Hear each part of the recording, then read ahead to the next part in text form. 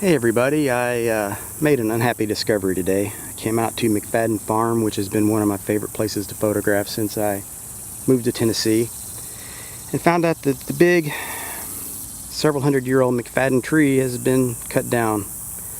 Now this tree is more than just an average tree. It has a lot of multiple layers of story behind it, but of course the first and foremost you'll notice there's a gravestone in the foreground.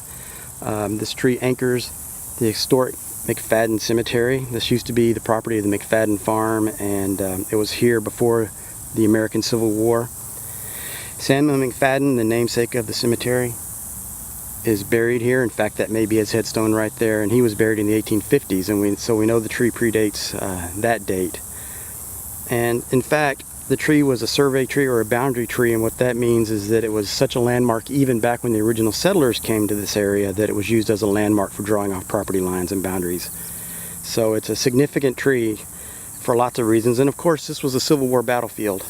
This tree was standing here when the bullets and the bombshells and the cannonballs were flying, and about 200 yards from me, over 1,000 people lost their lives in a river trying to cross over, and that happened in the winter.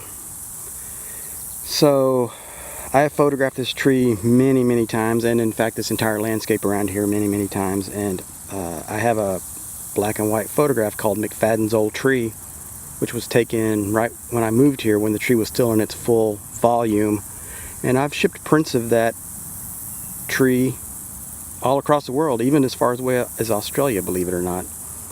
And the tree lost about 30% of its volume a couple of years ago. I think it was in 2016 during a big storm in the winter.